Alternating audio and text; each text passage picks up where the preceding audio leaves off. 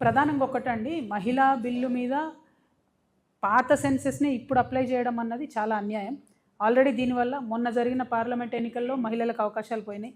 దాదాపు 10-12 రాష్ట్రాల ఎన్నికలు జరిగినాయి, వాటన్నిటిలో కూడా మా అవకాశాలు పోయినాయి.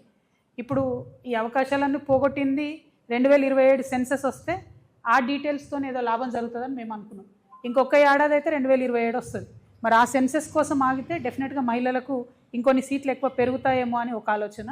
రెండవది, ఈ సెన్సెస్లో కులగణన చేస్తామన్నారు కాబట్టి బీసీ బిడ్డలు ఎంతమంది ఉన్నారో లెక్క పెడతారు కాబట్టి బీసీ ఆడబిడ్డలకు రిజర్వేషన్ వస్తుందేమో అని మేమందరం కూడా ఆశపడ్డాం. కానీ ఆ 2027 సెన్సెస్ వరకు ఆగకపోవడం వెనుక భారతీయ జనతా పార్టీ మరొకసారి వాళ్ళు బీసీ వ్యతిరేకులు అని చెప్పి వాళ్ళంతటా వాళ్ళే నిరూపించుకుంటా ఉన్నారు. దయచేసి బీసీ బిడ్డలు ఆడబిడ్డలు వేచి చూడొద్దు. చాలా బలంగా మనం కోరాల్సిన అవసరం ఉంది.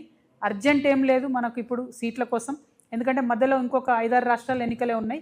2027 తర్వాత చేస్తే సీట్స్ పెరుగుతాయి, బీసీ రిజర్వేషన్ కోసం కూడా ఫైట్ చేసే అవకాశం ఉంటుంది. కాబట్టి దానికోసం వేచి చూడాలన్నది మా ఆలోచన. బట్ 16, 17, 18 మేము కూడా డ్రాఫ్ట్ బిల్ వచ్చిన తర్వాత స్టడీ చేస్తాం.